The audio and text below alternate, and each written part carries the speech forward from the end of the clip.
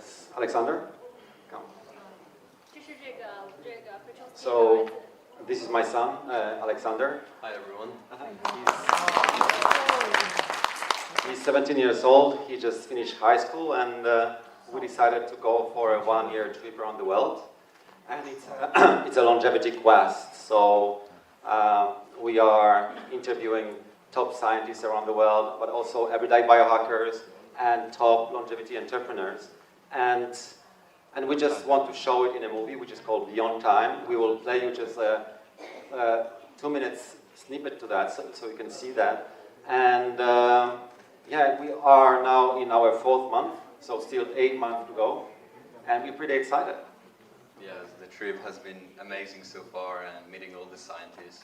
I feel like this opportunity is once in a lifetime, and I'm grateful that we're doing it with my father. Okay. And let's play a movie. Alec will go behind the camera now.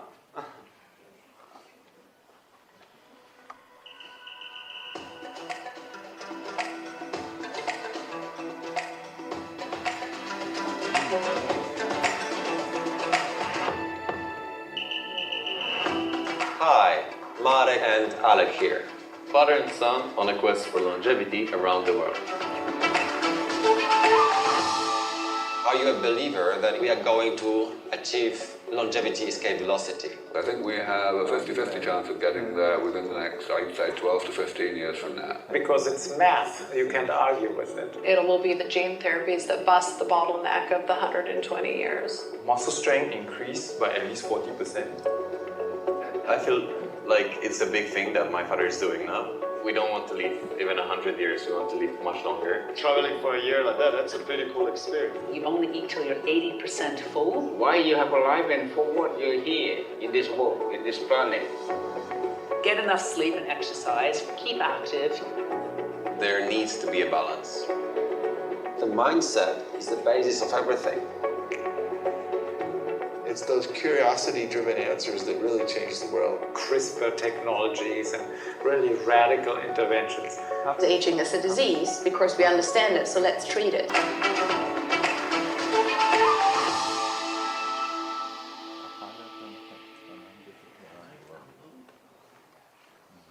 Okay, I hope that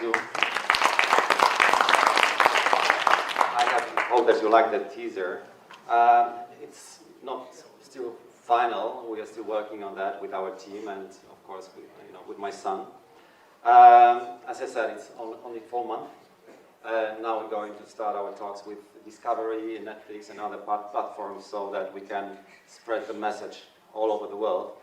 And I think it needs spreading because as we travel and we talk to these amazing scientists, I think that the biggest problem is that mainly this scientific community is just in its own sauce, like all the time just talking to each other, giving likes on different social media, oh, great presentation, great conference and so on. And it's only maybe like 2,000 or 3,000 people really talking about longevity. And the real people don't.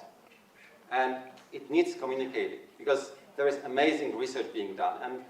And it's not science fiction anymore. Like longevity is coming.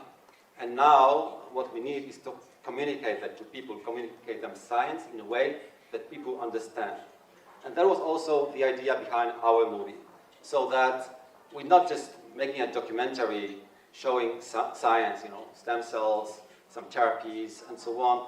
Because, again, it will be just a few people watching that. So we decided to make adventure, which is very emotional, father and son traveling around the world, and then go to the people's brains, from the back gate and just push longevity science and longevity research into their hands. So keep your fingers crossed for us because I think it will benefit the whole industry.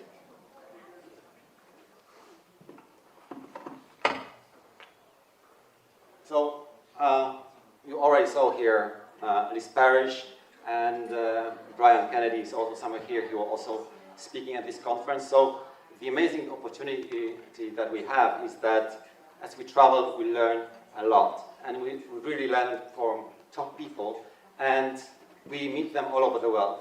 And of course, like all these scientists, they're also traveling. So for instance, Brian Kennedy, we met in Ireland, then we met him in Singapore in his university, and now we met him in Shanghai, and probably somewhere else on the way. But same with Andrea Meyer, and same with Evelyn Bishop, who was also at this conference, and with Liz. We met in Ireland, now here, and then we will visit her in Seattle, so that we can go more into the research. And for us, it's really important. And learning is also one of the most important parts of longevity. Like, we have to keep our minds active. And what we also do as we travel, we fill in the blanks in the longevity map. So just before starting our quest, I made a longevity map with 3 different branches. It's longevity basics that we can apply today. Then it's biohacking upgrades that we can already start applying, but this is like more advanced for majority of people. And then this is the next level, I usually say bad word, like the next level shit. So it's radical life extension. So these are technologies that are going to give us additional 30, 50, 100 years and more in the future. And I believe that we are on the brink of discovering that all. So if you scan the QR code, then you can go to the webpage and then subscribe to the newsletter, and you'll get the map. And if you see something that is lacking in the map, I will be really glad to update that, so that we really get a helicopter view on what is going on in the longevity industry. Because even when I talk to top scientists, they don't see the big picture. You know, usually they have their specialty, and they just go deep into that. And we really need to show people, and so that they understand the vastness of this field. And as we travel, and as we make our movie, these are the 4 messages that are most important for me. So longevity is not science fiction anymore. And I think it's big, because many people, as I talk to them, they either perceive longevity as, you know, wellness or something which is science fiction. And actually it's a thing that is very legit, and it's coming true. And we want to show real procedures, real science to the people. Then, then that longevity is for everyone. Like, now we observe many people, many billionaires talking about longevity. Of course, most of us follow Brian Johnson, and a lot of people perceive that longevity is only for the billionaires. And I know it's not true, and I want to show it to the people so that they understand it, and that they start doing it now.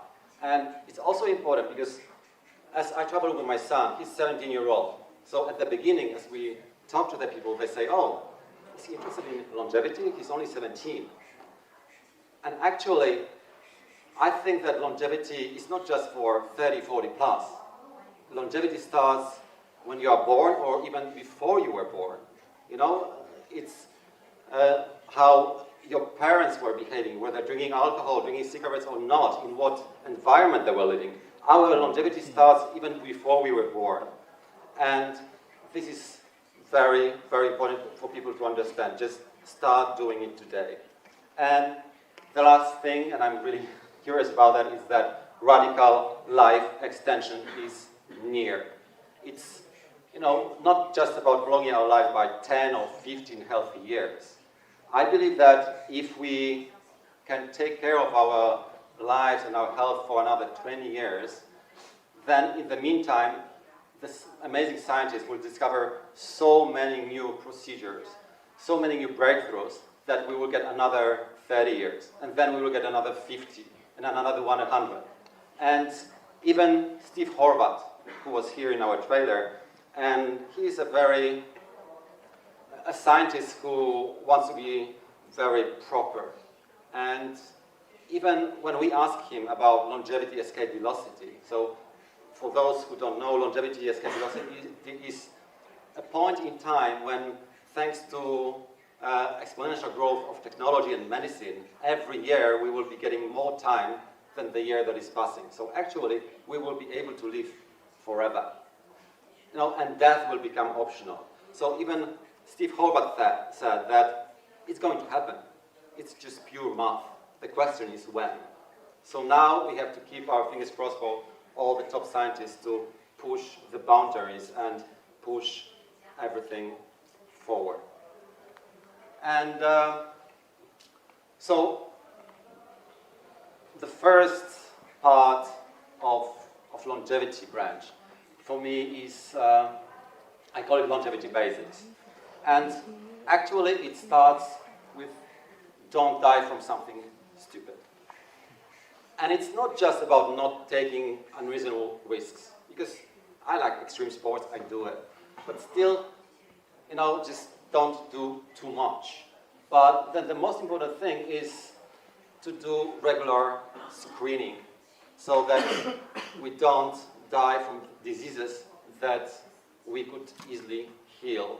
Because a lot of people think that, oh, somebody suddenly died from cancer or suddenly died from heart attack. Actually, all these diseases that are killing us, they are developing in our bodies for 10, 20, 30 years. So if we would be screening ourselves regularly, we could really eliminate a lot of deaths. So don't die from something stupid is the most important part. And then, of course, there are these 4 pillars that a lot of people are talking about. We don't really take them seriously, which is like, okay, nutrition, a lot of talking. But it's really working.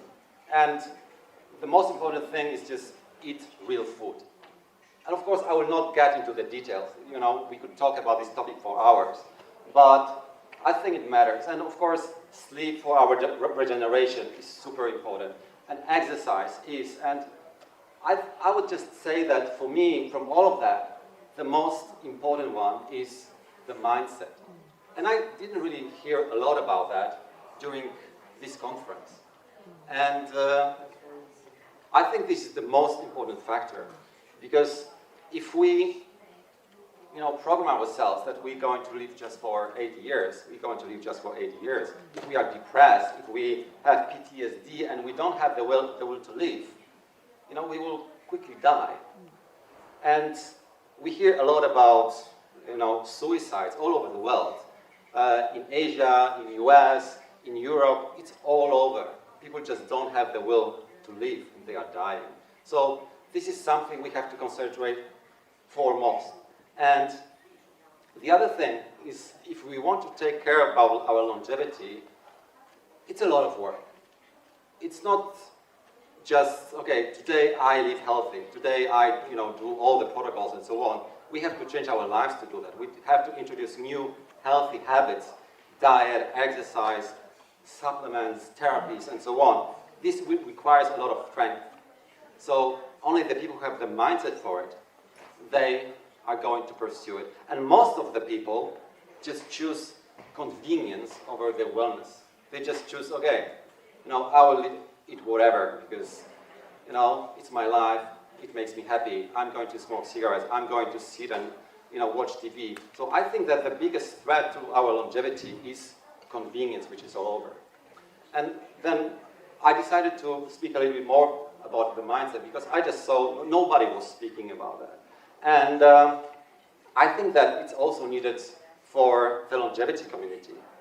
As I travel and I visit several conferences, I'm the only one who is meditating from time to time. I'm the only one who is taking his time just to take care of myself. And most of amazing scientists that I know, they think about other people. They don't think about themselves. They don't go on holidays. They don't have free time. They don't have time to sleep. They are just working, and it's killing them. And we need all of you to push, the science forward. And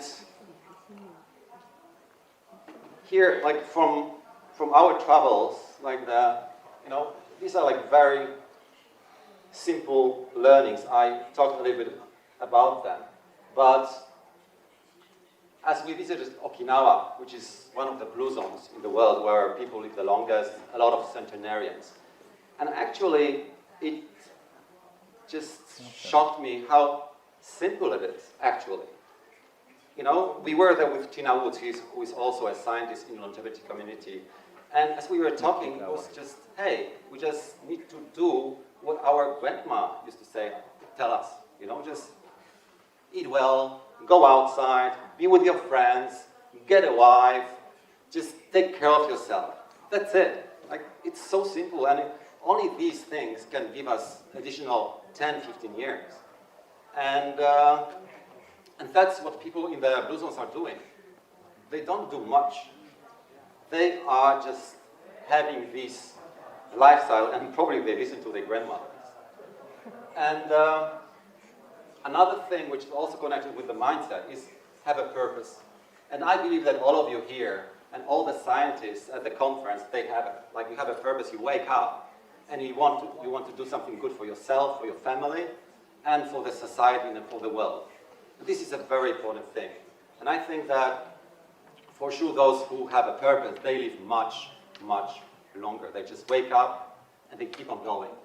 And I know some people who died prematurely just because they lost their purpose. And probably you know that statistics say that usually when people retire, they usually die after 5 or 6 years, especially in the Western world.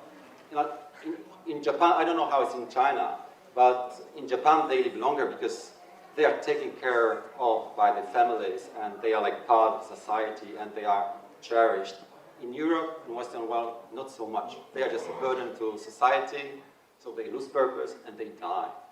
So just make sure you follow your purpose. The second part of the longevity map, these are biohacking upgrades. And you are talking a lot about that here. So I will not go deep into that, but I will just tell you something that were not mentioned. I don't know how it is in China, but psychedelics are a very important part of our longevity because they really can heal our minds. There are a lot of people with depression and PTSD all over the world. And even when we were traveling in Asia, I don't know, we were in Singapore, and people were getting calls, okay, another person just committed a suicide. You know, because they just lost the power to live. And I did an MDMA-induced therapy myself 5 years ago. I had a severe PTSD from my childhood. And I was always sad. All my life, I was sad. I kept on going.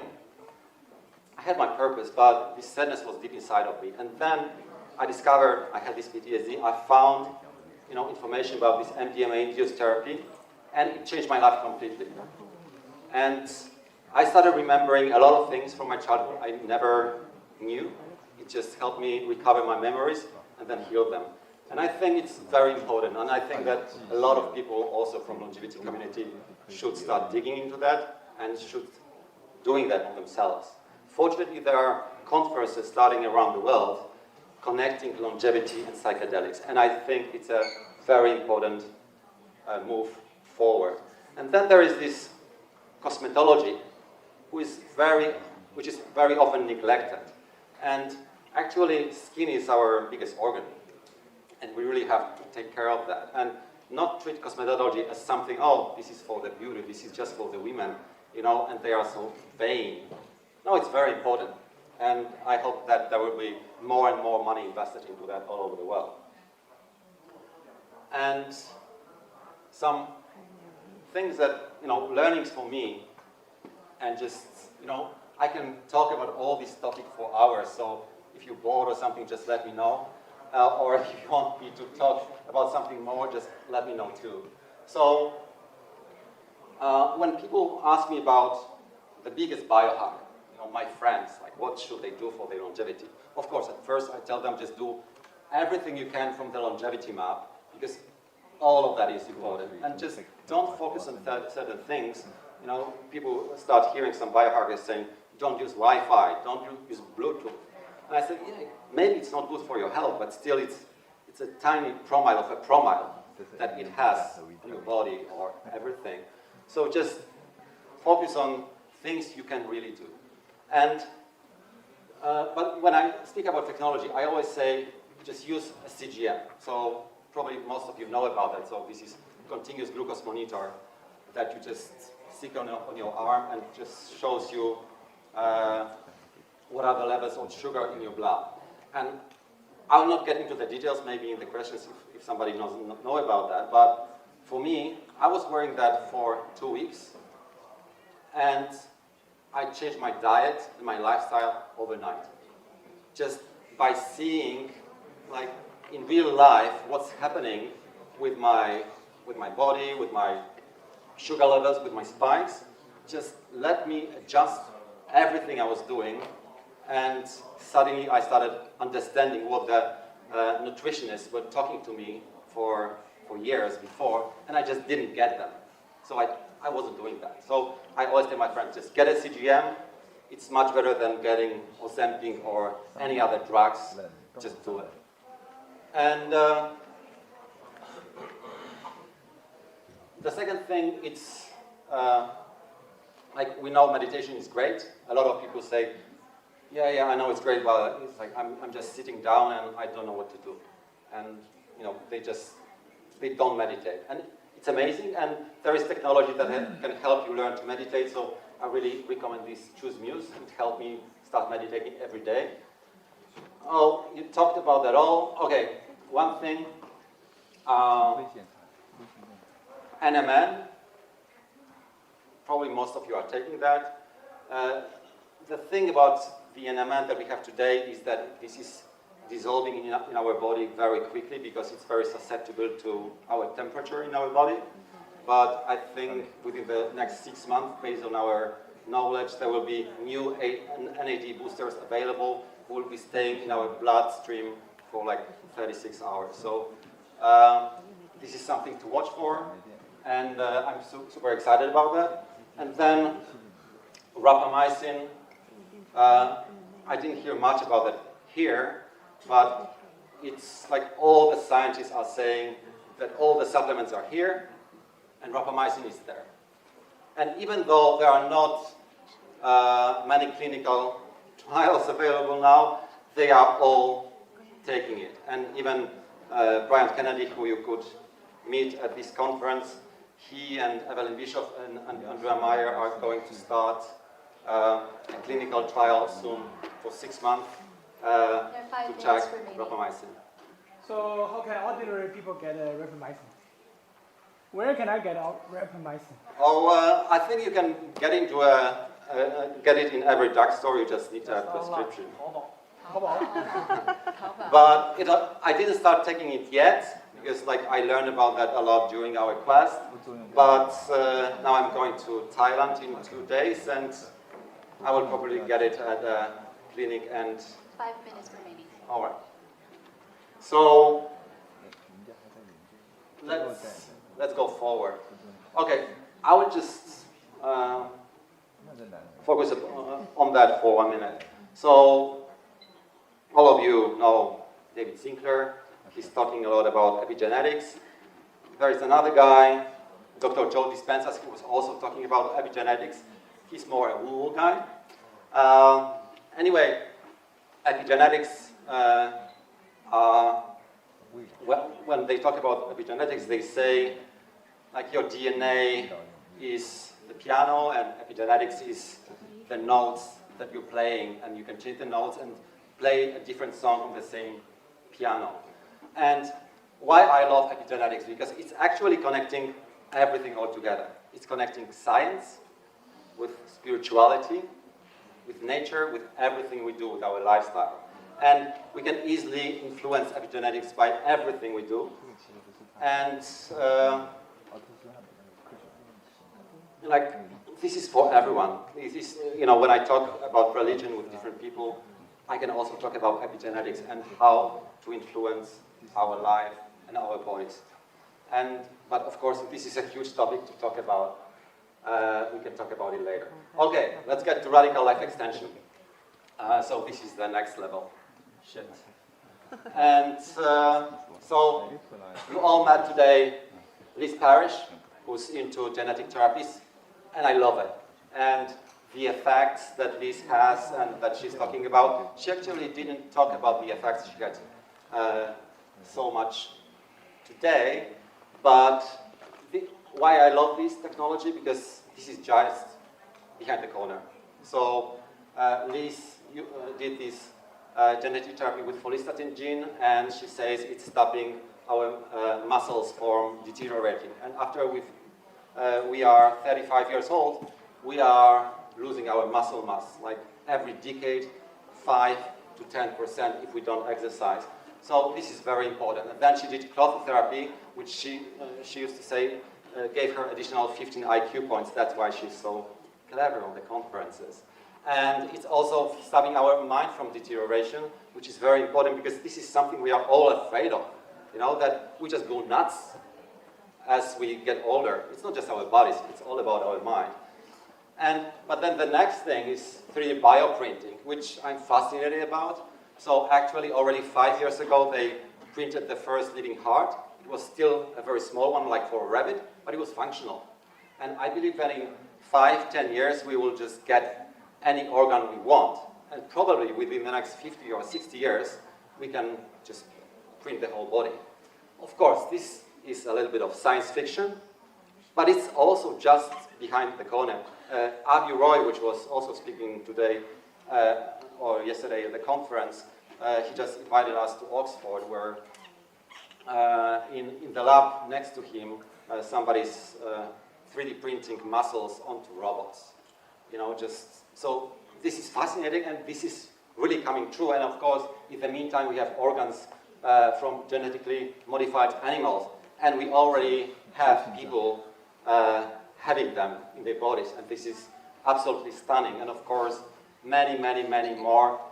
I don't have time to talk about it. Like, I'm super fascinated, so if you want to get deeper into any of that, I'm here, or just let's connect together. And okay, so just to wrap up, I don't want to prolong my talk.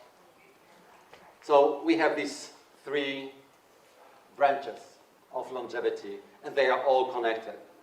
Longevity basics, biohacking upgrades, and radical life extension. And we need them all. You know, now we have to survive another 20, 30 years, but then we need that to one day fly to a different galaxy, not just to the moon or Mars. You know, like, why go to Mars? Let's plan going to another galaxy, but for that we need at least another 200 or 300 years. So I hope that one day we can just fly really high, and that's fascinating. So, you know, let's connect all together. Let's work for better longevity science. Let's communicate it to the masses because it's really important, and let's get big funds for all these scientists all around the world.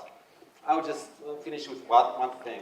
You know, I think like a week ago there was X Prize announced with $101 million award for turning back the clock by 20 years.